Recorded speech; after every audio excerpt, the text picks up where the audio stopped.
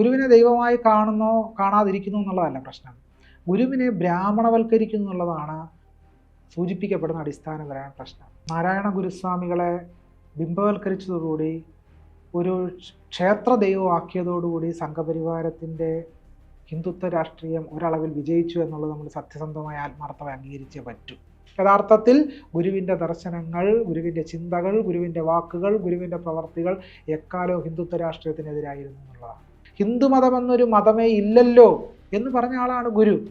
തദ്ദേശീയ ജനവിഭാഗങ്ങളുടെ ദൈവസങ്കല്പങ്ങളെല്ലാം ബ്രാഹ്മണ്യം ഇങ്ങനെ കയ്യേറ്റ് കഴിഞ്ഞു. ദേവപ്രശ്നം എന്ന് പറയുന്ന പ്രധാനപ്പെട്ട പരിപാടിയിലൂടെയാണ് ഈ അവർണ ജനസമുദായങ്ങളുടെ ദൈവസങ്കല്പങ്ങളെ ബ്രാഹ്മണ്യം കയ്യേൽക്കുന്നത്. ഗുരു ഏതെങ്കിലും തരത്തിൽ ഹിന്ദുമതത്തിൻ്റെ ഈ പാരമ്പര്യ ക്രമം അനുസരിച്ചുള്ള സന്യാസ പാരമ്പര്യത്തിലുള്ള ഒരാളായിരുന്നേ ഇല്ല ഗുരു. അരിയുപ്പുറത്തെ ശിവനെ ആദ്യം പൂജിച്ചത് പുലയ സമുദായത്തിൽപ്പെട്ടൊരു പൂജാരിയാണ്. അരിയുപ്പുറം മുതൽ ധാരാളം പ്രതിഷ്ഠ നടത്തിയ ഗുരു ഒരിക്കലും പൂണൂല് ധരിച്ചിരുന്നില്ല. ഗുരു ധരിക്കാത്ത പൂണൂല് ഈഴവ സമുദായത്തിൽപ്പെട്ട പൂജാരിമാർ ധരിക്കുന്നതിലെ വൈരുദ്ധ്യം ആര് ചൂണ്ടിക്കാട്ടും? അതുപോലെ നമ്മൾ സാഹിത്യ അക്കാദമിയുടെ ഹാളിൽ പോയി നോക്കണം. നമ്മുടെ സാഹിത്യ നായകന്മാർ ആരൊക്കെയാണ്? എല്ലാം സവർണരാണ്. EWS സംവരണം പാസ്സാക്കാൻ വേണ്ടി NSSന് 50 ഗ്രാം മൈദ പോലും ചിലവാക്കേണ്ടി വന്നിട്ടില്ല ഒരു പോസ്റ്റർ ഒട്ടിക്കാൻ. ഇനിയും സംവരണത്തെ സംബന്ധിച്ച് ദളിതർ മാത്രം ഉത്തരം പറയേണ്ട ആവശ്യമൊന്നുമില്ല.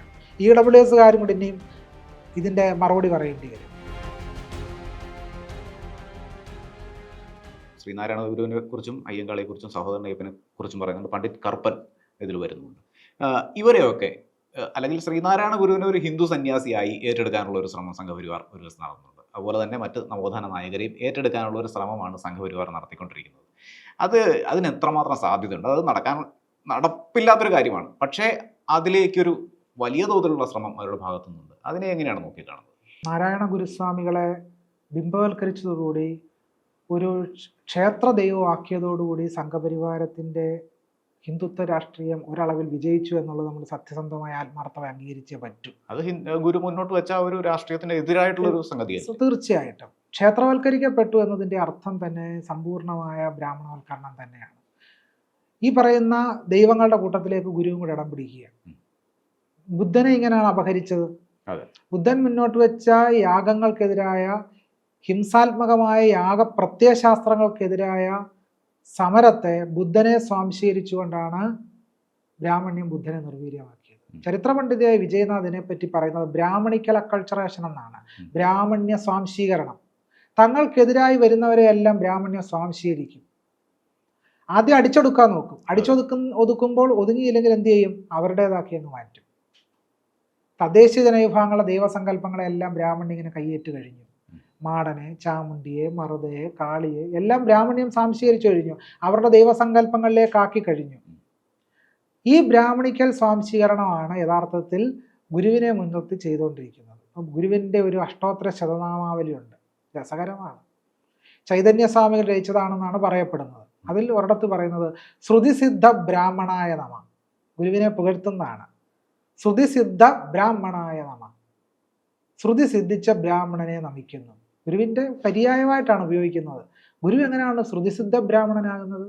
ക്ഷേത്രപ്രവേശന വിളംബരത്തിന് ശേഷം ആലപ്പുഴയിൽ കൂടിയ പ്രത്യേക യോഗത്തിൽ സഹോദരൻ അയ്യപ്പൻ പറയുന്നത് ധർമ്മത്തെ സംബന്ധിച്ച് നാരായണ ഗുരുസ്വാമികൾക്ക് വ്യക്തമായ ധാരണ ഉണ്ടായിരുന്നു. അദ്ദേഹത്തിന് ധർമ്മം എന്ന് പറഞ്ഞാൽ ആധുനികമായ അർത്ഥത്തിലുള്ള നീതിബോധമാണെന്ന് അറിയാമായിരുന്നു. അതിന് അദ്ദേഹത്തിന് വേദങ്ങളെ ആശ്രയിക്കേണ്ടി വന്നിരുന്നില്ല എന്ന് നാരായണ ഗുരുസ്വാമികളുടെ ധർമ്മസങ്കല്പത്തെ സംബന്ധിച്ച് സഹോദരൻ അയ്യപ്പൻ ക്ഷേത്രപ്രവേശന വിളംബരാനന്തരം ആലപ്പുഴയിൽ കൂടിയ പ്രത്യേക യോഗത്തിലാണ് ഇത് പറയുന്നത്.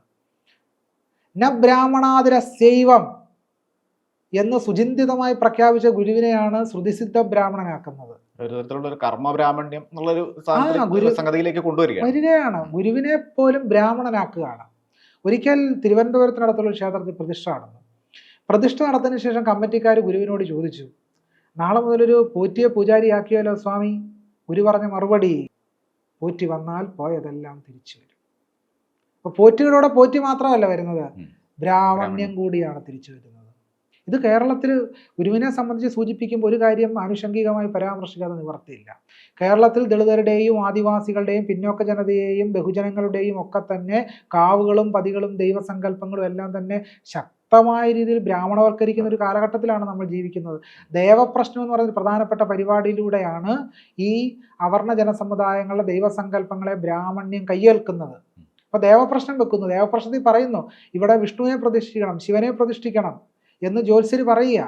അങ്ങനെ പറയുന്നതോടുകൂടി എന്ത് സംഭവിക്കും? അവിടെ കുടിയിരിക്കുന്ന മാടനും മറുതയും കാവൽ ദൈവസങ്കല്പങ്ങളും എല്ലാം പുറത്താകുകയും കാവുകൾ ക്ഷേത്രവൽക്കരിക്കപ്പെടുകയും കാവുകളിൽ പതികളിൽ പൂജിച്ചുകൊണ്ടിരുന്ന പുലയരും പറയരും ആദിവാസികളും പുറത്താകുകയും വല്യച്ഛൻ ശിവനായി മാറും. എൻ്റെ നാട്ടിലൊരു ആലപ്പുഴ ജില്ലയിൽ എടത്തുവായിക്കടുത്ത് മങ്കോട്ടച്ചിറ എന്ന് പറയുന്ന സ്ഥലമുണ്ട്. മങ്കോട്ടച്ചിറയിൽ പാടത്തിന് നടുക്ക് 1000 മണി വല്യച്ഛനുണ്ട്. 1000 മണി വല്യച്ഛൻ. ഇന്നിപ്പോൾ 1000 മണി വല്യച്ഛൻ ആരായി മാറി? ശിവനായി മാറി. 1000 മണി വല്യച്ഛൻ ശിവനായി മാറി, മാടൻ ശിവനായി മാറി. ശിവൻ ആദ്യ കാലഘട്ടത്തിൽ ഈ പറയുന്ന ബ്രാഹ്മണ ദൈവസങ്കല്പങ്ങൾ ഉണ്ടായിരുന്നൊരു ദൈവമായിരുന്നില്ല ശിവൻ അബ്രാഹ്മണനായൊരു ദൈവമായിരുന്നു. ഭാഗവത പുരാണത്തിൽ ദക്ഷൻ ശിവനെ ചണ്ടാളൻ എന്നാണ് വിളിക്കുന്നത്. പക്ഷെ പിന്നീട് എന്ത് ചെയ്തു? ഈ ശിവൻ ബഹുജനങ്ങളുടെ ഒരു ആരാധനാമൂർത്തിയാണെന്ന് കണ്ടു മനസ്സിലാക്കിയ ബ്രാഹ്മണ്യം ശിവനെ സ്വാംശീകരിച്ച് കൂണൂലിടിയിച്ചു. അങ്ങനെ ശിവനെ ബ്രാഹ്മണ ശിവനാക്കി മാറ്റി. പിന്നീട് മാടനെ ഈ ബ്രാഹ്മണ ശിവനോട് ഒപ്പമാക്കി മാറ്റി.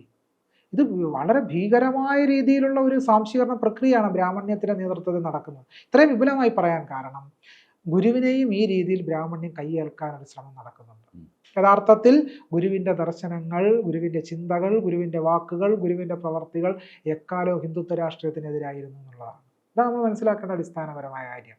ഹിന്ദുമതം എന്നൊരു മതമേ ഇല്ലല്ലോ എന്ന് പറഞ്ഞ ആളാണ് ഗുരു. മിസ്റ്റർ കർക്കിന് സന്യാസം കൊടുക്കുന്നുണ്ട് ഗുരു. കാവ്യവസ്ത്രമല്ല ഗുരു സന്യാസമായിട്ട് കൊടുത്തത്. സന്യാസ സന്ദർഭത്തിൽ കൊടുത്തത് കാവ്യവസ്ത്രമല്ല, കോട്ടും ടൈയുമാണ്. കർക്ക് സന്യാസം സ്വീകരിച്ച് ജീവിതകാലം മുഴുവൻ ആ ടൈയും കോട്ടും ധരിച്ചുകൊണ്ടാണ് നടന്നത് എന്ന് ചരിത്രം രേഖപ്പെടുത്തുന്നു. അതുപോലെ ആനന്ദശേണായി ആനന്ദതീർത്ഥ സ്വാമികളെ കമ്പിയടിച്ച് വരുത്തുന്നുണ്ട് ഗുരുസ്വാമികൾ. ഗുരുവിൻ്റെ അടുത്ത് വന്നു. ഗുരു കാപ്പി കുടിച്ചുകൊണ്ടിരിക്കുകയായിരുന്നു. ആനന്ദതീർത്ഥ സ്വാമികൾ വരുമ്പോൾ ഗുരുവിനോട് ചോദിച്ചു, എന്തിനാണ് എന്നോട് വരാൻ പറഞ്ഞത്? സന്യാസം നൽകാനാണ്. കാപ്പി കുടിച്ചുകൊണ്ടിരുന്ന ഗുരു കാപ്പിയുടെ ഗ്ലാസ് എടുത്ത് ആനന്ദതീർത്ഥരുടെ കൈകളിലേക്ക് കൊടുത്തു. കാപ്പി കുടിക്കാൻ പറഞ്ഞു. ആനന്ദതീർത്ഥർ കാപ്പി കുടിച്ചു. ഗുരു പറഞ്ഞു, സന്യാസം തന്നിരിക്കുന്നു. ഇത്രയേ ഉള്ളൂ ഗുരുവിൻ്റെ സന്യാസം. ഇനി ഗുരുവിൻ്റെ സന്യാസം എവിടുന്ന് ലഭിച്ചു? ഗുരു ഹിന്ദുമതത്തിൻ്റെ ആചാരാനുഷ്ഠാനങ്ങൾക്കകത്തുള്ള ഏതെങ്കിലും സന്യാസക്രമം അനുസരിച്ചാണോ ഗുരു സന്യസിച്ചത്? അല്ല. ഗുരു തന്നെ പറയുന്നുണ്ടല്ലോ, 1-ാം ലോക മഹായുദ്ധ കാലത്ത് നമുക്ക് സന്യാസം തന്നത് ബ്രിട്ടീഷുകാരാണ്. രാമാദികളുടെ കാലത്തായിരുന്നുവെങ്കിൽ നമുക്ക് ശംഭൂകന്റെ ഗതിയാകുമായിരുന്നു എന്നാണ് ഗുരു പറഞ്ഞത്. ഗുരു ഏതെങ്കിലും തരത്തിൽ ഹിന്ദുമതത്തിന്റെ ഈ പാരമ്പര്യക്രമം അനുസരിച്ചുള്ള സന്യാസ പാരമ്പര്യത്തിലുള്ള ഒരാളായിരുന്നേ ഇല്ല ഗുരു. വളരെ അപൂർവമായിട്ട് മാത്രം അദ്ദേഹം കാവ്യ കൊടുത്തു എന്നുള്ളതല്ല. ജീവിതകാലത്തിൽ ഉടനീളം അദ്ദേഹം വെള്ളവസ്ത്രം ധരിച്ചിരുന്നത്. ഒരു സാധാരണ തോർത്തുമുണ്ട് ആണ് ധരിച്ചിരുന്നത്. അങ്ങനെ ജീവിച്ചിരുന്ന ഒരു ഗുരുവിനെയാണ് ഹിന്ദു സന്യാസിയാക്കാൻ നോക്കുന്നത്. അദ്ദേഹത്തിൻ്റെ കൃതികൾ പരിശോധിക്കാം. ഇപ്പോൾ ദൈവദശകം നമ്മൾ വളരെ ആഴത്തിൽ പരിശോധിക്കേണ്ട ഒരു കൃതിയാണ്. എന്തായിരുന്നു ബ്രാഹ്മണ്യത്തിൻ്റെ ദൈവസങ്കല്പം? ബ്രാഹ്മണ്യത്തിൻ്റെ ദൈവസങ്കല്പം എന്ന് പറഞ്ഞാൽ എല്ലാം പൂണൂലിട്ട ദൈവങ്ങളാണ്. ഈ ദൈവങ്ങളെ ആർക്കും തൊടാനും കഴിയുമായിരുന്നില്ല. തൊടാൻ കഴിയാത്ത ദൈവങ്ങളായിരുന്നു എല്ലാം. ആദിവാസികളും ദളിതരും ബഹുജനങ്ങളും എല്ലാം പുറത്തു നിൽക്കണം. ഇങ്ങനെ പുറത്തു നിന്ന് മാത്രം കാണാൻ കഴിയുന്നൊരു ദൈവസങ്കല്പം. നാലമ്പലവും ചുറ്റമ്പലവും ഒക്കെ തന്നെ അടിസ്ഥാനപരമായി കേവലം ചിത്രപ്പണികളുള്ള വാസ്തുവിദ്യയുടെ അടിസ്ഥാന സ്വരൂപം മാത്രമല്ല, ആളുകളെ അടുക്കടുക്കായി ശ്രേണികളായി അകറ്റി നിർത്താനുള്ള വാസ്തുവിദ്യയുടെ ക്രമം കൂടിയാണ് ഈ നാലമ്പലവും ശ്രീകോവിലും എന്നുള്ളത് നമ്മൾ പ്രത്യേകം പരിഗണിക്കാതെ പോകരുത്. ആ നിർമ്മാണ പ്രക്രിയ തന്നെ ജാതിയുടെ അടിസ്ഥാനത്തിലുള്ളതാണെന്നാണ് പറഞ്ഞു വരുന്നത്. ഈ വാസ്തുവിദ്യാക്രമങ്ങളെയും ദൈവഭാവനകളെയാണ് ഗുരു അട്ടിമറിച്ചത്. ഗുരു ഒരു ശില എടുത്തുകൊണ്ട് വന്ന് അരുവിപ്പുറത്ത് പ്രതിഷ്ഠിച്ചു. അതിന് ക്ഷേത്രവാസ്തു നോക്കിയിട്ടല്ല ഗുരു പ്രതിഷ്ഠിച്ചത്. ഗുരു ഈ ശിവനെ ഈ ബിംബം അവിടെ പ്രതിഷ്ഠിച്ചതിന് ശേഷം അവിടെ പൂജാരിയാക്കുന്നത് പുലയ സമുദായത്തിൽപ്പെട്ട ഒരാളെയാണ്. ഈഴവ സമുദായത്തിൽപ്പെട്ട ഒരാളല്ല പൂജാരിയായി ആദ്യം വരുന്നത്. അരുവിപ്പുറത്തെ ശിവനെ ആദ്യം പൂജിച്ചത് പുലയ സമുദായത്തിൽപ്പെട്ട ഒരു പൂജാരിയാണ്. ഒരാൾ കൊമ്പ് വായിക്കാൻ പഠിച്ചു. പുലയ സമുദായത്തിൽപ്പെട്ട ഒരാൾ കൊമ്പ് വായിക്കാൻ പഠിച്ചു. ഗുരുവിൻ്റെ അടുത്ത് വന്നു. അപ്പോൾ ഗുരുവിനോട് ചോദിച്ചു, എനിക്ക് ഈ കൊമ്പ് ഇവിടെ നിന്ന് വായിച്ചാൽ കൊള്ളാവുന്നുണ്ട്. ഗുരു പറഞ്ഞു, അകത്തോട്ട് കയറി നിന്ന് വായിച്ചാട്ടെ. കോവിലിനകത്ത് കയറി നിന്ന് വായിക്കാനാണ് ഗുരു പറഞ്ഞത്.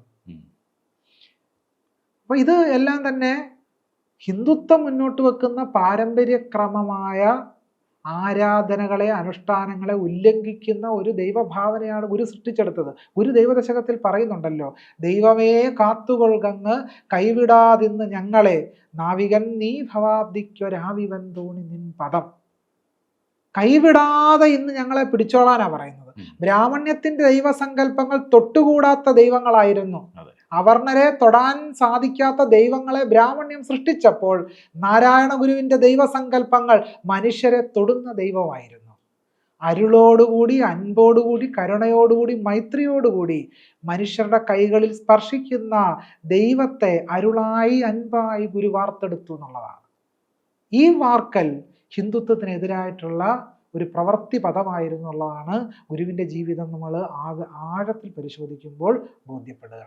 ഗുരുവിനെ ഇത്തരത്തിൽ ഹിന്ദുത്വം സ്വാംശീകരിക്കുന്നുണ്ട് എന്ന് പറയുന്നുണ്ട്. അതിനൊരു വഴിവെക്കുന്ന ഒരു സംഗതി കൂടിയല്ലേ ഗുരുവിന്റെ അനുയായികൾ അദ്ദേഹത്തെ ഒരു ദൈവമായി കാണുന്നതും അദ്ദേഹത്തെ ക്ഷേത്രങ്ങളിൽ കൂടിയിരുത്തുന്നതും ഈ ബ്രാഹ്മണ്യം പറയുന്നതനുസരിച്ചുള്ള പൂജാക്രമങ്ങളും അതിനുള്ള ഒരു തന്ത്രിയെ നിയമിക്കുന്നത് പോലും അങ്ങനെയുള്ള സംഗതികളൊക്കെ? തീർച്ചയായിട്ടും നാരായണ ഗുരു ഒരിക്കലും തന്ത്രസമുച്ചയ വിധി അനുസരിച്ച് പ്രതിഷ്ഠ നടത്തുകയോ ബ്രാഹ്മണ്യത്തിൻ്റെ ആചാരാനുഷ്ഠാനങ്ങൾക്കനുസരിച്ച് തൻ്റെ ജനതയെ ഉപദേശിക്കുകയോ ചെയ്ത ആളല്ല ഗുരുസ്വാമികൾ. അരൂപ്പുറം മുതലുള്ള എല്ലാ പ്രതിഷ്ഠകളും നോക്കിയാൽ അറിയാം, ഏതെങ്കിലും ഗ്രന്ഥങ്ങളുടെ അടിസ്ഥാനത്തിലല്ല ഗുരു പ്രതിഷ്ഠിച്ചിട്ടുള്ളത്. ഇനി ഗ്രന്ഥങ്ങളുടെ അടിസ്ഥാനത്തിലാണ് ഈ പ്രതിഷ്ഠയെങ്കിൽ വ്യത്യസ്ത ജനവിഭാഗങ്ങൾക്ക് പ്രതിഷ്ഠ നടത്താനോ ആരാധിക്കാനോ ഉള്ള സ്വാതന്ത്ര്യം ഈ ഗ്രന്ഥങ്ങളൊന്നും അനുവദിക്കുന്നില്ലെന്നുള്ളതാണ് പച്ചയായ അവസ്ഥ, യാഥാർത്ഥ്യം. എല്ലാം തന്നെ തന്ത്രസമുച്ചയം തന്നെ വളരെ കൃത്യമായിട്ട് പറയുന്നുണ്ടല്ലോ, പതിതാഹ, പതിതന്മാരെ ക്ഷേത്രത്തിൽ പ്രവേശിപ്പിക്കരുത്. എന്തുകൊണ്ടാണ്? തന്ത്രസമുച്ചയത്തിന്റെ വ്യാഖ്യാന ഗ്രന്ഥങ്ങളായ വിവരണയിലും വിമർശനയിലും പറയും, പതിതാഹ സ്വകുലാഭ്രഷ്ടാഹ, അവരെല്ലാം കുലത്തിൽ നിന്ന് ഭ്രഷ്ടരായവരാണ്, ചണ്ടാളന്മാരാണ്, അവരെ ഈ ഗോപുരാത് അന്തപ്രവേശ, ഗോപുരത്തിനുള്ളിൽ പോലും പ്രവേശിപ്പിക്കരുത് എന്ന് വളരെ കൃത്യമായിട്ട് പറയുന്നുണ്ട്. 19-ാം നൂറ്റാണ്ടിൽ ഉത്തരാർദ്ധത്തിൽ രചിക്കപ്പെടുന്ന കുഴിക്കാട്ട് പച്ചയിൽ ഈഴവർ, അതുപോലെ തന്നെ പുലയർ, പറയർ, വാളൻ, ചേകോൻ, അരയൻ എന്ന് പറയേണ്ട മുസ്ലിങ്ങൾ ഉൾപ്പെടെ മുഴുവൻ ആൾക്കാരും ക്ഷേത്രത്തിൽ പ്രവേശിച്ചാൽ ക്ഷേത്രം അശുദ്ധമാകുമെന്നാണ് കുഴിക്കാട്ട് പച്ചയിൽ ഉൾപ്പെടെ എഴുതപ്പെട്ടിരിക്കുന്നത്.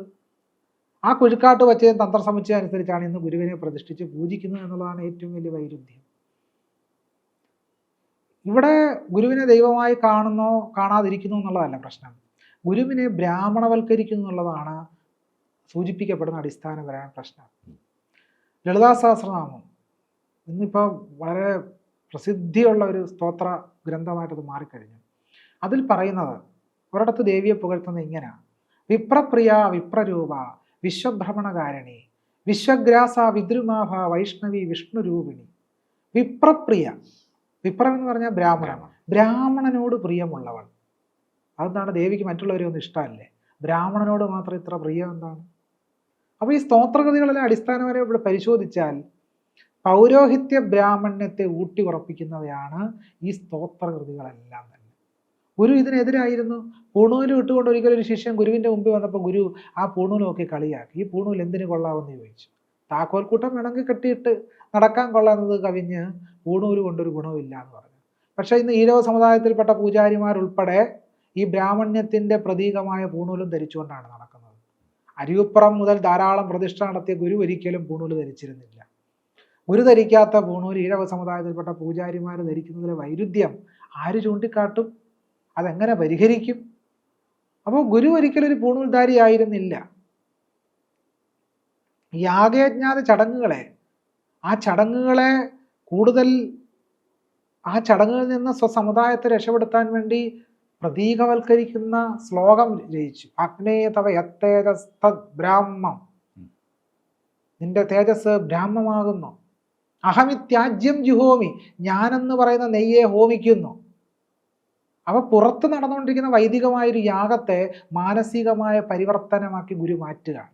ആത്മോപദേശതകത്തിൽ ഗുരു പറയും, മനമലർ കൊയ്ത് മഹേഷ പൂജ ചെയ്യും, മനുജന് മറ്റൊരു വേല ചെയ്തിരേണ്ട. വനമലർ കൊയ്തും അതല്ലായെങ്കിൽ മായാ മനു ഒരു വിട്ടിയിടിൽ മായ മാറും. ഗുരു പറയുന്നത് മനമലർ കൊയ്ത് മഹേഷ പൂജ ചെയ്യും. മനസ്സാകുന്ന മലർ കൊയ്ത് പുഷ്പം കൊയ്ത് മഹേശനെ പൂജ ചെയ്യുന്നവൻ എന്ത് വേണ്ട? വേറൊന്നിൻ്റെ ആവശ്യമില്ല. വനമലർ കൊയ്തും അതല്ലായെങ്കിൽ, ഈ മനസ്സാകുന്ന പുഷ്പം കൊണ്ട് ആർക്കെങ്കിലും പൂജിക്കാൻ കഴിയുന്നില്ലെങ്കിൽ അവരെന്ത് ചെയ്യണം? അവർ വേണമെങ്കിൽ വനമലർ കൊയ്തോട്ടെ, മറ്റുള്ളവർ അങ്ങനെ വനമലർ കൊയ്യാൻ നിൽക്കണ്ട. അല്ലെങ്കിൽ എന്ത് വേണം? മായാ മനു ഒരു വിട്ടിയിടിൽ മായ മാറും. അല്ലെങ്കിൽ മന്ത്രം ജപിച്ചാൽ മതി, നിന്റെ മായ മാറും. മായ മാറും എന്ന് വെച്ചാൽ ബോധം ഉണ്ടാവും എന്ന് പറയുന്നതിലൂടെ ബ്രാഹ്മണ്യത്തിൻ്റെ ക്രമങ്ങളെ, ബ്രാഹ്മണ്യത്തിൻ്റെ പരിവൃത്തങ്ങളെ എല്ലാം തന്നെ ഗുരു മുറിച്ച് കടക്കുകയാണ് ചെയ്യുന്നത്. എന്നിട്ട് വേറൊരു ആഖ്യാനം, വേറൊരു സ്വരൂപം നിർമ്മിക്കുകയാണ്. ചാതുർവർണ്ണയത്തെ സംബന്ധിച്ച് ഗുരു പറയുന്നുണ്ടല്ലോ, SP പണിക്കരുമായിട്ടുള്ള സംഭാഷണത്തിൽ ഗുരു പറയും, ഇതെന്താ മരം പൊട്ടി മുളയ്ക്കും പോലെയാണോ എന്ന് ചാതുർവർണ്ണയ ഉൽപ്പത്തിയെ സംബന്ധിച്ച് ഗുരു പറയുന്നുണ്ട്.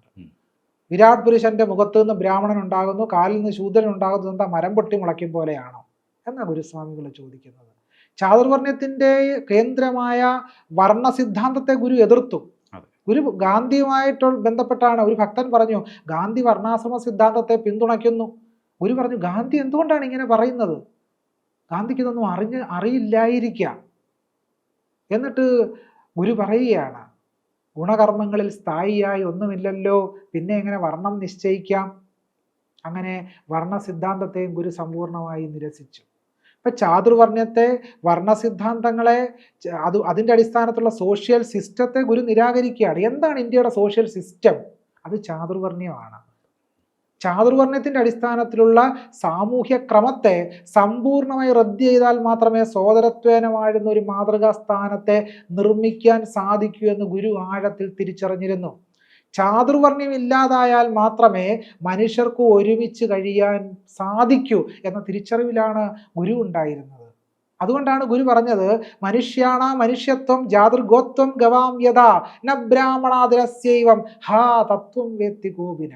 യഥാ ഗവാം ഗോത്വം, എപ്രകാരമാണോ പശുവിന് പശുത്വം, തഥാ മനുഷ്യാണ മനുഷ്യത്വം ജാതി, അപ്രകാരം മനുഷ്യർക്ക് മനുഷ്യത്വമാണ് ജാതി. ന ബ്രാഹ്മണാതിരസ്യൈവം, ബ്രാഹ്മണാദി ഭേദരൂപങ്ങൾ നിലനിൽക്കുന്നില്ല. ഹാ തത്വം വേത്തി കോവിന, അസ്യ തത്വം ന വേത്തി, ഈ തത്വം ആരും അറിയുന്നില്ലല്ലോ എന്ന് ഗുരു പറഞ്ഞു.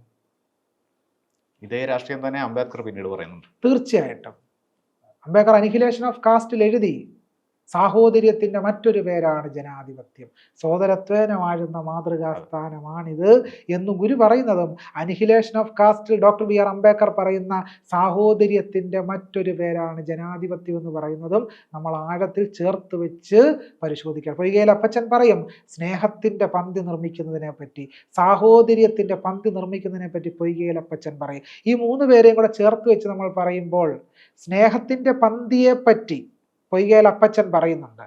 സഹോദരൻ അയ്യപ്പന്റെ നേതൃത്വത്തിൽ പന്തി ഭോജനം നടക്കുകയാണ്. ഏത് പന്തിയാണ് സഹോദരൻ അയ്യപ്പൻ നിർമ്മിക്കുന്നത്? എല്ലാവരും ഒരുമിച്ചിരുന്ന് സഹോദര തുല്യരായി ഭക്ഷണം പങ്കിട്ട് കഴിക്കുന്ന പൊയ്കയിൽ അപ്പച്ചൻ ദീർഘദർശനം ചെയ്ത സ്നേഹത്തിന്റെ പന്തി സഹോദരൻ അയ്യപ്പൻ നിർമ്മിക്കുകയാണ്. സോദരത്വേനമായിരുന്ന മാതൃകാസ്ഥാനത്തെ പറ്റി നാരായണ ഗുരുസ്വാമികൾ എഴുതുമ്പോൾ സാഹോദര്യത്തിന്റെ മറ്റൊരു പേരാണ് ജനാധിപത്യം എന്ന് ഡോക്ടർ BR അംബേദ്കർ പറഞ്ഞു വെക്കുന്നു. ഇതെല്ലാം തമ്മിൽ വലിയൊരു ബന്ധമുണ്ട്. ഈ സാമൂഹ്യ നവോത്ഥാന നായകന്മാരുടെ ഒരു കാലഘട്ടം അങ്ങനെ ആയിരുന്നു. അങ്ങനെ ഒരു ചിന്തയും ഉണ്ടായിരുന്നു. അങ്ങനെ ഒരു ചിന്ത ജനങ്ങളിലേക്ക് എത്തിക്കാനും അവർക്ക് സാധിച്ചിരുന്നു. പക്ഷേ ചാതുർവർണ്ണ്യം ഇപ്പോഴും സമൂഹത്തിൽ വളരെ ദൃശ്യമാണ്. അതിങ്ങനെ പ്രവർത്തിച്ചു കൊണ്ടിരിക്കുകയാണ്. വളരെ ശക്തമായിട്ട് നമ്മുടെ സമൂഹത്തിൽ ചാതുർവർണ്ണ്യവും ജാതി വ്യവസ്ഥയും ഉണ്ട് എന്നുള്ളതിന് യാതൊരു സംശയവുമില്ല. പല നിലകളിൽ അത് പ്രവർത്തിക്കുന്നുണ്ട്. അപ്പം നമുക്ക് ബിന്ദുവിൻ്റെ വിഷയം തന്നെ പരിശോധിച്ചാൽ അറിയാം. ബിന്ദുവിൻ്റെ വിഷയം മാത്രമല്ല, അത്തരത്തിൽ തൊഴിലിടങ്ങളിലേക്ക് പോകുന്ന സ്ത്രീകളുടെ വിഷയം നമ്മളൊന്ന് പരിശോധിക്കണം. എനിക്ക് തന്നെ അറിയാവുന്ന എൻ്റെ തന്നെ ചില അധ്യാപക സുഹൃത്തുക്കളുണ്ട്. അവർ പങ്കുവച്ചിട്ടുള്ള കാര്യം, ഞങ്ങളുടെ വീട്ടിൽ വരുന്ന സ്ത്രീകൾ അല്ലെങ്കിൽ തൊഴിലിന് വരുന്ന സ്ത്രീകളെ ഞങ്ങളോടൊപ്പം മേശപ്പുറത്തിരുന്ന് കഴിക്കാൻ അനുവദിക്കാറുണ്ട്. ഞങ്ങൾക്കതിന് വിരോധമൊന്നുമില്ല, ഞങ്ങളുടെ പ്ലേറ്റ് തന്നെ അവർക്ക് കൊടുക്കാറുണ്ട് എന്ന് ലജ്ജയില്ലാതെ പറയുക. എന്ന് വെച്ചാൽ എന്തോ ഒരു ഔദാര്യം അവർ ചെയ്യുന്നു എന്ന ഭാവത്തിലാണ് ഇത് ചെയ്ത്. എന്നോട് പങ്കുവച്ചിട്ടുള്ള സർവകലാശാല അധ്യാപകരാ, വലിയ വലിയ സ്ഥാനങ്ങളിരിക്കുന്ന ആളുകളാണ് ഇത് നമ്മളോട് പങ്കുവെക്കുന്നത്. ഒരു ഔദാര്യ മനോഭാവത്തോടു കൂടിയാണ് ഇത്. കേരളത്തിലെ തൊഴിലിടങ്ങളിൽ പ്രത്യേകിച്ച് വളരെ താഴേക്കിടയിലോട്ടുള്ള സ്ത്രീകൾ ആണ് ഈ സാമ്പത്തികമായിട്ട് ജാതീയപരമായിട്ട് അസമത്വം അനുഭവിക്കുന്ന സ്ത്രീകളാണ് ഈ തൊഴിലിടങ്ങളിലേക്ക് എത്തിപ്പെടുന്നത്. അവരനുഭവിക്കുന്ന ഭീകരമായൊരു ഹിംസയുണ്ട്. നോക്കൂ, വളരെ പെട്ടെന്ന് തന്നെ ബിന്ദു പ്രതിയാകുന്നത് എന്തുകൊണ്ടാണ്? ബിന്ദുവിനെ ഒരു മോഷണ പ്രതിയാക്കാൻ സാധിക്കുന്ന രീതിയിലുള്ള ഒരു സാമൂഹിക വ്യവസ്ഥ കേരളത്തിൽ നിലനിൽക്കുന്നുണ്ട് എന്നുള്ളത് കൊണ്ടാണ്. ഇത് ജാതി മേൽക്കോയ്മയുടെ ഒരു പ്രധാനപ്പെട്ട തെളിവാണ്. അതുപോലെ നമ്മൾ സാഹിത്യ അക്കാദമിയുടെ ഹാളിൽ പോയി നോക്കണം. നമ്മുടെ സാഹിത്യ നായകന്മാർ ആരൊക്കെയാണ്? എല്ലാം സവർണരാണ്. പണ്ഡിറ്റ് കറുപ്പൻ്റെ ഒരു ഫോട്ടോ സാഹിത്യ അക്കാദമി ഹാളിലുണ്ടോ? എന്തുകൊണ്ടാണ് പണ്ഡിറ്റ് കറുപ്പൻ്റെ ഫോട്ടോ സാഹിത്യ അക്കാദമി ഹാളിൽ ഇല്ലാത്തത്? അതിന് എന്തുകൊണ്ടാണ് അത്രയൊരു ചോദ്യം നമ്മൾ ഉന്നയിക്കാത്തത്? ഇപ്പം കൊടിക്കുന്നിൽ സുരേഷ് പറഞ്ഞല്ലോ, KPCC അധ്യക്ഷ സ്ഥാനത്ത് ഒരു ദളിതൻ പോലും ഇല്ല എന്ന്. കേരളത്തെ സംബന്ധിച്ച് ഇത് കൊടിക്കുന്നിലിൻ്റെ സ്ഥാനമോഹമാണോ അല്ലേ എന്നുള്ളത് വേറെ വിഷയം. പക്ഷേ ഈ ചോദ്യം നമ്മൾ അഭിമുഖീകരിക്കേണ്ട ചോദ്യമാണ്. ഇത് സർവ്വതല സ്പർശിയായിട്ട് നമ്മുടെ സമൂഹത്തിൽ നിലനിൽക്കുന്ന വിവാഹക്രമങ്ങളിൽ ഉൾപ്പെടെ ഈ ജാതി പ്രവർത്തിക്കുന്നുണ്ട്. നോക്കൂ, അരീക്കോട് സംഭവം, മലപ്പുറത്ത് നിന്ന് അരീക്കോട് സംഭവം നമ്മൾ ഇപ്പോഴും ഞെട്ടലോടുകൂടി ഓർക്കണം. സ്വന്തം പിതാവാണ് മകളെ കുത്തിക്കൊന്നത്. എന്താ? ഒരു പട്ടികജാതിക്കാരനായ പട്ടാളക്കാരനായ ഒരാളുടെ കൂടെ അവൾ ജീവിക്കാൻ പാടില്ല. എന്താണ് ആ പിതാവ് പറഞ്ഞ വാചകങ്ങൾ നമ്മൾ ഇപ്പോഴും ഓർമ്മ വേണം നമുക്ക്. ഞങ്ങൾ നല്ല നിലയിൽ ജീവിക്കുന്നവരാണ്. എന്താണ് ഈ നല്ല നില? ജാതിയാണ് ആ നില, ജാതിയാണ് ആ നില.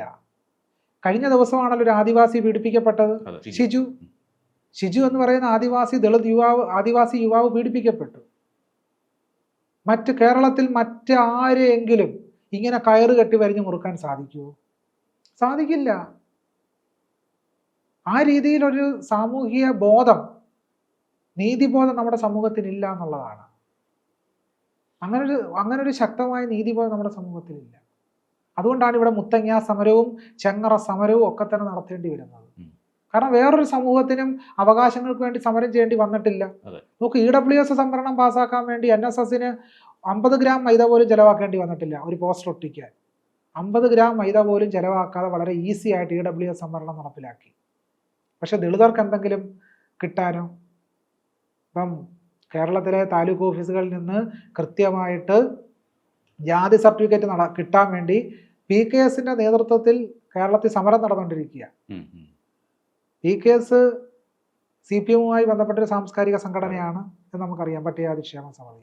എന്നിട്ടും PKSന് ജാതി സർട്ടിഫിക്കറ്റ് കിട്ടാൻ വേണ്ടി സമരം ചെയ്യേണ്ട അവസ്ഥയാണ് കേരളത്തിൽ. സ്വത്വവാദമാണെന്നാണല്ലോ പറയുന്നത്. സ്വത്വവാദമാണെങ്കിൽ എന്തിനാണ് പട്ടികജാതി ക്ഷേമ സമിതി ഉണ്ടാക്കിയിരിക്കുന്നത്? സ്വത്വത്തിന്റെ അടിസ്ഥാനത്തിലാണല്ലോ പട്ടികജാതി ക്ഷേമ സമിതി. ആദിവാസി ക്ഷേമ സമിതി സ്വത്വത്തിന്റെ അടിസ്ഥാനത്തിലാണല്ലോ. അപ്പൊ ഈ വൈരുദ്ധ്യം അവർ പറയുന്നവർ തന്നെ, സ്വത്വവാദ ആക്ഷേപം ഉന്നയിക്കുന്നവർ തന്നെ ഈ വൈരുദ്ധ്യം കാണുന്നില്ല എന്നുള്ളതാണ്. ഇങ്ങനത്തുള്ള ധാരാളം പ്രശ്നങ്ങൾ നമ്മുടെ സമൂഹത്തിൽ നിലനിൽക്കുന്നുണ്ട്. വളരെ പ്രധാനപ്പെട്ട തസ്തികകളിലേക്ക് ആദിവാസികളെയും ദളിതരെയും പരിഗണിക്കാത്തൊരവസ്ഥ നമ്മുടെ രാജ്യത്ത് നിലനിൽക്കുന്നുണ്ട്. പോലീസ് സ്റ്റേഷനുകളിൽ ചെല്ലുമ്പോൾ ദളിതരും ആദിവാസികളും തുല്യ പൗരന്മാരായി പരിഗണിക്കപ്പെടുന്നില്ല എന്നുള്ളതാണ്. ചീഫ് ജസ്റ്റിസ് നേരിട്ട പ്രോട്ടോകോൾ ലംഘനം പോലും, രാജ്യത്തെ ഒരു ദളിതൻ എത്ര ഉന്നതമായ പദവിയിലെത്തിയാൽ പോലും ഭീകരമായ ഹിംസ നേരിടേണ്ടി വരും എന്ന സൂചനയാണ്, എന്ന അവസ്ഥയാണ് നമ്മൾ ചീഫ് ജസ്റ്റിസ് ഗവായിയോടുള്ള മഹാരാഷ്ട്ര സംസ്ഥാന ചീഫ് സെക്രട്ടറിയുടെയും സംസ്ഥാന പോലീസ് മേധാവിയുടെയും വിവേചന സന്ദർഭങ്ങളെല്ലാം തന്നെ ബോധ്യപ്പെടുത്തുന്നത്. അതിനൊപ്പം തന്നെ ചേർത്ത് പറയാവുന്ന ഒരു കാര്യമാണ് പാലക്കാട് ശ്മശാനത്തിലെ സംഭവം. തീർച്ചയായിട്ടും പാലക്കാട് ശ്മശാനത്തിലുണ്ടായത് വളരെ കൃത്യമായ ഒരു ജാതി മതിലാണ് അവിടെ തീർത്തത്. NSSന് ഭൂമി അനുവദിക്കുന്നു, NSS അവിടെ മതിൽ കെട്ടുന്നു.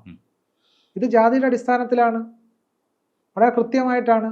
എത്ര ദളിത് സമുദായ സംഘടനകൾക്ക് ഈ നഗരസഭയുടെ ഭൂമി കൊടുത്തിട്ടുണ്ട്? ഭൂമി കൊടുത്തതിൻ്റെ വിവരങ്ങൾ പുറത്തുവിടണ്ടേ? തന്നെയല്ല, ഇത് അടിസ്ഥാനപരമായി നഗ്നമായ ജനാധിപത്യ ലംഘനമല്ലേ? വ്യത്യസ്ത സമുദായങ്ങൾക്ക്, വ്യത്യസ്ത ജാതി വിഭാഗങ്ങൾക്ക് ഒരു പൊതുസ്ഥലം വിട്ടുകൊടുക്കുക എന്ന് പറയുന്നത് എങ്ങനെ ശരിയാവും? അത് ജാതിയുടെ അടിസ്ഥാനത്തിൽ വിട്ടുകൊടുക്കുക, എന്നിട്ട് ഓരോരുത്തരും അവരുടേതായ മതിലുകൾ തീർക്കുക എന്ന് പറയുന്നത് വളരെ കൃത്യമായ ജാതി നമ്മുടെ സമൂഹത്തിൽ ഇപ്പോഴും ജാതി ഉണ്ടെന്നുള്ളതിൻ്റെ ഏറ്റവും പ്രധാനപ്പെട്ട തെളിവുമായിട്ടാണ് പാലക്കാട് ഈ നഗരസഭയുടെ കീഴിലുള്ള പൊതുശ്മശാനം നിലനിൽക്കുന്നത്.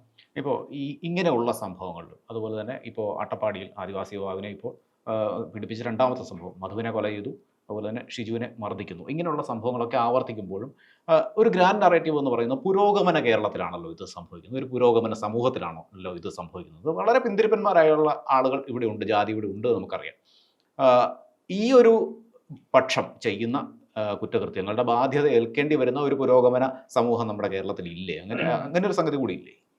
അല്ല, പുരോഗമനം എന്ന് പറയുന്നത് സ്വാതന്ത്ര്യം, സമത്വം, സാഹോദര്യം എന്നിവയുടെ അടിസ്ഥാനത്തിൽ ഒരു സമൂഹം പുനർനിർമ്മിക്കപ്പെടുമ്പോഴാണ് അതിനെ പുരോഗമന സമൂഹം എന്ന് പറയാൻ സാധിക്കുക. അതിൻ്റെ അടിസ്ഥാനത്തിലല്ല പ്രവർത്തിക്കുന്നത് എന്നുണ്ടെങ്കിൽ നമുക്ക് അതിന് നേരെ നിരന്തരം ചോദ്യങ്ങൾ ഉന്നയിക്കേണ്ടി വരും. ഈ ചോദ്യങ്ങൾ എന്ന് പറയുന്നത് നമ്മുടെ പുരോഗമനത്തെ തകർക്കാൻ വേണ്ടിയിട്ടല്ല, നമ്മുടെ സമൂഹത്തെ പരിഷ്കരിക്കാൻ വേണ്ടിയിട്ടാണ്. ഇത് പുരോഗമന കേരളത്തിലല്ലേ സംഭവിക്കുന്നു എന്നുള്ള ചോദ്യം കേൾക്കുമ്പോൾ തന്നെ ഇടതുപക്ഷക്കാരെല്ലാം വിരളി പിടിക്കേണ്ട കാര്യമൊന്നുമില്ല. നിരന്തരമുള്ള പരിഷ്കരണമാണ് നവോത്ഥാനം എന്ന് പറയുന്നത്. അറിവൊളി, ജ്ഞാനോദയ പ്രക്രിയ എന്ന് പറയുന്നത് നിരന്തര സമരമാണ്. അത് അവസാനിച്ചിട്ടില്ല. ജ്ഞാനോദയ പ്രക്രിയ എന്ന് പറഞ്ഞാൽ അവസാനിച്ച ഒന്നല്ല, ഇപ്പോഴും തുടർന്ന് നടക്കേണ്ട ഒരു പ്രവർത്തനമാണ് ജ്ഞാനോദയ സമരം അല്ലെങ്കിൽ അറിവൊളി പ്രസ്ഥാനം എന്ന് പറയുന്നത്. അതിന്നും അവസാനിച്ചിട്ടില്ല. ഇന്നും നമുക്കത് തുടരേണ്ടി വരുന്നു എന്നുള്ളതാണ് വർത്തമാന കേരളത്തിലെ എല്ലാ സംഭവവികാസങ്ങളും സൂചിപ്പിക്കുന്നത്. അതിന് നമുക്ക് പുരോഗമന സമൂഹമായി മാറാൻ കഴിഞ്ഞു എന്ന് പറയണമെങ്കിൽ കേരളത്തിൻ്റെ മുഖ്യമന്ത്രി കസേരയിൽ ഒരു ദളിത് സ്ത്രീ ഒരിക്കൽ മുഖ്യമന്ത്രിയായിട്ട് വരണം. അല്ലെങ്കിൽ കേരളത്തിൽ ദളിത് വിഭാഗത്തിൽ നിന്നുള്ള പ്രൊഫസർമാർ കേരളത്തിലെ വൈസ് ചാൻസലർമാരാകണം.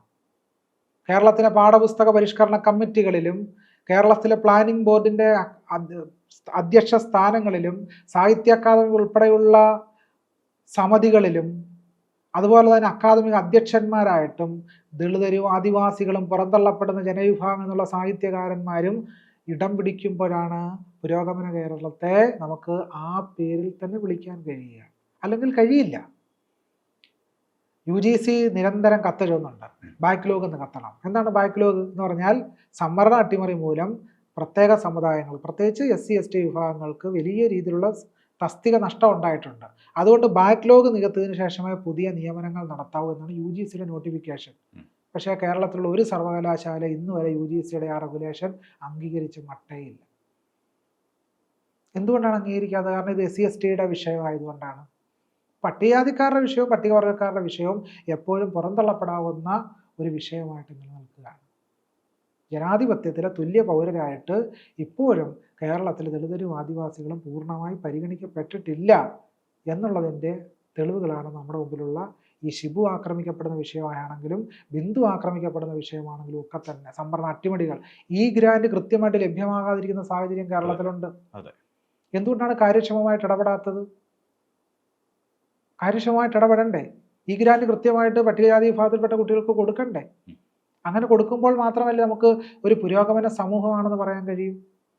ആ രീതിയിലുള്ള സൂക്ഷ്മമായ ഇടപെടലുകൾ നമ്മുടെ സമൂഹത്തിൽ നടത്തുമ്പോൾ മാത്രമേ പുരോഗമന കേരളം എന്നുള്ളത് അന്വർത്ഥമാവുകയുള്ളൂ. യഥാർത്ഥത്തിൽ പുരോഗമന കേരളത്തിലാണിത് സംഭവിക്കുക എന്ന് പറയുമ്പോൾ ചിലർക്കത് ഇഷ്ടപ്പെടില്ല. കാരണം ഇത് 916 ഇവിടെ ഇനിയും പ്രശ്നങ്ങളൊന്നുമില്ല, ഇവിടുത്തെ പ്രശ്നങ്ങളെല്ലാം പരിഹരിച്ചു കഴിഞ്ഞു എന്നത് നവോത്ഥാന നറേറ്റീവാണ്. അങ്ങനെ എല്ലാ പ്രശ്നങ്ങളും പരിഹരിച്ചു കഴിഞ്ഞിട്ടില്ല. ഒരുപാട് പ്രശ്നങ്ങൾ ഇനി അവശേഷിക്കുക. ആ പ്രശ്നങ്ങളെ പർവ്വതീകരിക്കുകയല്ല, പക്ഷെ ആ പ്രശ്നങ്ങൾ പരിഹരിച്ചെങ്കിൽ മാത്രമേ നമുക്ക് ജനാധിപത്യ മനുഷ്യരായിട്ട് ഒരു ജനാധിപത്യ സമൂഹമായിട്ട് പൂർണ്ണമായി മാറിത്തീരാൻ കഴിയുകയുള്ളൂ. അതിനുവേണ്ടിയുള്ള സമരം, ജനാധിപത്യ സമൂഹമായി മാറിത്തീരാൻ വേണ്ടിയുള്ള സമരത്തിലാണ് നമ്മളിപ്പോഴുള്ളത്. ഈ സംവരണത്തോടുള്ള കാഴ്ചപ്പാടിനെ കൂടി നമ്മൾ ഇതിനൊപ്പം പറയേണ്ടതുണ്ടെന്ന് തോന്നുന്നു. കാരണം സംവരണം ഒരു സൗജന്യമായി കാണുന്ന ഒരു വലിയൊരു സമൂഹം ഇപ്പോഴുണ്ട്. സോഷ്യൽ മീഡിയയിൽ അത് വളരെ വ്യക്തവുമാണ്. അതിനെ കൂടി നമ്മൾ അഡ്രസ്സ് ചെയ്യേണ്ടതല്ലേ? അതുകൂടി ഒന്ന് പറഞ്ഞു പോകേണ്ടതല്ലേ? ഈ സംവരണം എന്ന് പറയുന്ന ഒരു ഔദാര്യമാണെന്നുള്ളൊരു പൊതു നറേറ്റീവ് നിലനിൽക്കുന്നുണ്ട്. പക്ഷേ ഇപ്പോൾ EWS സംവരണം നടപ്പിലായി കഴിഞ്ഞു. സാമ്പത്തിക സംവരണം അല്ലെങ്കിൽ സവർണ സംവരണം. സവർണ വിഭാഗത്തിൽപ്പെട്ട പാവപ്പെട്ടവർക്കാണെന്നാണ് പേര്. പക്ഷേ കേന്ദ്ര സർവകലാശാലയിൽ അസിസ്റ്റന്റ് പ്രൊഫസർ നിയമനം നടന്നപ്പോൾ, അസോസിയേറ്റ് പ്രൊഫസർ നിയമനം നടന്നപ്പോൾ EWS സംവരണം ഉണ്ടായിരുന്നു. അസോസിയേറ്റ് പ്രൊഫസറായിട്ടുള്ള നിയമനത്തിലേക്ക് EWS സംവരണം. അതായത് ഇത്ര വർഷം ഒരു പ്രത്യേക കാലയളവിലുള്ള അസിസ്റ്റന്റ് പ്രൊഫസർ തസ്തികയിൽ ഒരാൾ ജോലി ചെയ്തതിനു ശേഷമാണല്ലോ അസോസിയേറ്റ് പ്രൊഫസർ ആകുക. അസിസ്റ്റന്റ് പ്രൊഫസറായി 10-15 വർഷക്കാലം അല്ലെങ്കിൽ ഏറ്റവും കുറഞ്ഞ 7 വർഷക്കാലം ജോലി ചെയ്ത ഒരാൾ എങ്ങനെയാണ് EWS സംവരണ വിഭാഗത്തിൽ ജോലി മേടിക്കാൻ അയാൾ സംവരണാർഹനാകുക? ഏറ്റവും കുറഞ്ഞ 50,000 രൂപ അസിസ്റ്റന്റ് പ്രൊഫസർക്ക് മാസ ശമ്പളം കിട്ടുന്നുണ്ട്. ഒരു 7 വർഷക്കാലം ഇത്രയും ശമ്പളം മേടിച്ച ഒരാൾ എങ്ങനെയാണ് ദരിദ്രനാകുന്നത്? അപ്പോൾ അസോസിയേറ്റ് പ്രൊഫസർഷിപ്പിൽ EWS സംവരണം എന്ന് പറയുന്നത് വലിയ തമാശയാണ്. അപ്പോൾ പാവപ്പെട്ടവർക്ക് കൊടുക്കുന്നു എന്നുള്ളതായിരുന്നല്ലോ നറേറ്റീവ്.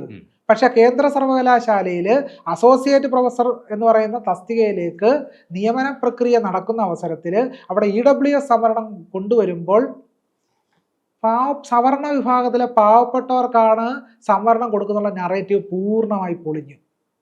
ഇത് പാവങ്ങൾക്ക് കൊടുക്കുന്നതല്ല, സവർണയിൽ തന്നെയുള്ള പണക്കാർ തന്നെയാണ് വീണ്ടും വീണ്ടും ഇത് അനുഭവിക്കുന്നത് എന്നുള്ളതാണ്. അതുകൊണ്ട് ഇനിയും EWS സംവരണം നടപ്പിലാക്കിയതോടുകൂടി ദളിതരും ആദിവാസികളും മാത്രം ആണ് സംവരണം കൊണ്ടുപോകുന്നത് എന്നുള്ള നറേറ്റീവ് പൊളിഞ്ഞു കഴിഞ്ഞു. ആ സമ്പ്രദായമേ അവസാനിച്ചു. ഇപ്പം ആർക്കാണ് സംവരണം ഇല്ലാത്തെന്നുള്ള ചോദ്യമാണ് നമ്മൾ ചോദിക്കേണ്ടത്. അതുകൊണ്ട് EWSകാരും കൂടി ഇനിയും മറുപടി പറയേണ്ട നിലയിലേക്ക് എത്തി. ഇനിയും സംവരണത്തെ സംബന്ധിച്ച് ദളിതർ മാത്രം ഉത്തരം പറയേണ്ട ആവശ്യമൊന്നുമില്ല, EWSകാരും കൂടി ഇനിയും ഇതിൻ്റെ മറുപടി പറയേണ്ടി വരും. അതൊരു പ്രശ്നം. രണ്ടാമത്തെ പ്രശ്നം എന്താണ് സംവരണം? സംവരണം എന്ന് പറയുന്നത് പ്രാതിനിധ്യ ജനാധിപത്യത്തിൻ്റെ അടിസ്ഥാനപരമായ ഉപാദാനമാണ് സംവരണം, അടിസ്ഥാനപരമായ ഉപാധിയാണ് സംവരണം. മറ്റേതെങ്കിലും ഉപാധി ഉണ്ടെങ്കിൽ ഈ ഉപാധി നമുക്ക് മാറ്റിവെക്കാം. സാമുദായിക പ്രാതിനിധ്യമാണ് എൻ്റെ ദേശീയവാദം എന്ന് സഹോദരൻ അയ്യപ്പൻ പറയുന്നത്. പ്രാതിനിധ്യമാണ് സംവരണം എന്ന് പറയുന്നത്. പ്രാതിനിധ്യം കൊണ്ടുവരാനുള്ള ഒരു വഴിയാണ് സംവരണം. പ്രാതിനിധ്യമില്ലാത്ത പുറന്തള്ളപ്പെട്ട ജനവിഭാഗങ്ങളെ ഭരണരംഗത്തും അധികാരരംഗത്തും നിലനിർത്തുന്നതിന് കൊണ്ടുവരുന്നതിന് വേണ്ടി ഏർപ്പെടുത്തുന്ന ഒരു ഉപാധിയാണ് സംവരണം. അതാണ് ഏറ്റവും ലളിതമായി പറഞ്ഞാൽ. അതിനുവേണ്ടിയാണ് മത്സര പരീക്ഷകളിൽ, അധ്യാപക തസ്തികകളിൽ, വ്യത്യസ്ത തസ്തികകളിൽ, നിയമന കാര്യങ്ങളിലൊക്കെ തന്നെ സംവരണം കൊണ്ടുവന്നിട്ടുള്ളത്. സംവരണം ഇല്ലെങ്കിൽ എങ്ങനെ ഇരിക്കുമെന്ന് ചോദിച്ചു കഴിഞ്ഞാൽ സുപ്രീം കോടതിയിലെ ജഡ്ജി നിയമനം നോക്കിയാൽ മതി. ഞാൻ ആദ്യം സൂചിപ്പിച്ചതുപോലെ 278 സുപ്രീം കോടതി ജഡ്ജിമാരുണ്ടായതിൽ 252 പേരും സവർണരാണ്. സംവരണം സുപ്രീം കോടതി ജഡ്ജി തസ്തികയിൽ ഉണ്ടായിരുന്നെങ്കിൽ വളരെ കൃത്യമായിട്ട് ജനസംഖ്യ ആനുപാതികമായ രീതിയിൽ ദളിതരും മുസ്ലിങ്ങളും സ്ത്രീകളും ഒക്കെ അവിടെ വന്നേനെ. ഈ ജഡ്ജി നിയമനത്തിലൊന്നും തന്നെ വളരെ കൃത്യമായി ജനസംഖ്യാനുപാതികമായ പ്രാതിനിധ്യ വ്യവസ്ഥ ഇല്ലാത്തത് കൊണ്ടാണ് ഒരു സവർണ ഒളിഗാർക്കിയായി സുപ്രീം കോടതി ജഡ്ജി നിയമനം തുടരുന്നത്. കേരളത്തിലെ ദേവസ്വം ബോർഡിന് കീഴിലുള്ള സ്കൂളുകളിലും കോളേജുകളിലും സംവരണം എന്ന് പറയുന്ന പ്രാതിനിധ്യം ഇല്ലാത്തത് കൊണ്ടാണ് അതൊരു സവർണ കുത്തക സ്ഥാപനമായി നിലനിൽക്കുന്നത്. സർക്കാർ സംവിധാനത്തിലെല്ലാം തന്നെ നമ്മൾ വളരെ വിശദമായ ഡാറ്റ എടുത്ത് പരിശോധിക്കാനോ, ഡാറ്റ അവൈലബിൾ ആണല്ലോ. പൊതുവിദ്യാഭ്യാസ രംഗത്തെ സ്വകാര്യ കോളനികൾ എന്ന് പറയുന്ന ഒരു പുസ്തകമുണ്ട് OP രവീന്ദ്രൻ. ആ പുസ്തകത്തിൽ ഭീകരമായ സംവരണ അട്ടിമറി, സംവരണം നടപ്പിലാക്കാത്തത് സംബന്ധിച്ചുള്ള കാര്യങ്ങൾ ഒക്കെ OP രവീന്ദ്രൻ വളരെ വിശദമായി എഴുതുന്നുണ്ട്. ഈ സംവരണ അട്ടിമറി എന്ന് പറയുന്നത് എന്താണ്? പ്രാതിനിധ്യ ജനാധിപത്യം നടപ്പിലാക്കാതിരിക്കുക എന്നുള്ള വരേണ്യ ഒളിഗാർക്കിക്കൽ സമീപനമാണ്. എന്ന് പറഞ്ഞാൽ അധികാരവും ഭരണവും എക്കാലവും സവർണർ തന്നെ കുത്തകയാക്കി വെക്കുന്നു എന്നുള്ളതാണ്. ഭരണഘടനയുടെ മൂല്യങ്ങളെ തന്നെ അട്ടിമറിക്കുക. ഭരണഘടന അടിസ്ഥാനപരമായ മൂല്യം സമത്വമാണ്. സമത്വം നടപ്പിൽ വരണമെങ്കിൽ എന്ത് വേണം? സമത്വം നടപ്പിൽ വരണമെങ്കിൽ പ്രാതിനിധ്യം വേണം. പ്രാതിനിധ്യത്തിലൂടെ മാത്രമേ സമത്വം ഉള്ളൊരു സർക്കാർ രൂപം ഉണ്ടാകത്തുള്ളൂ.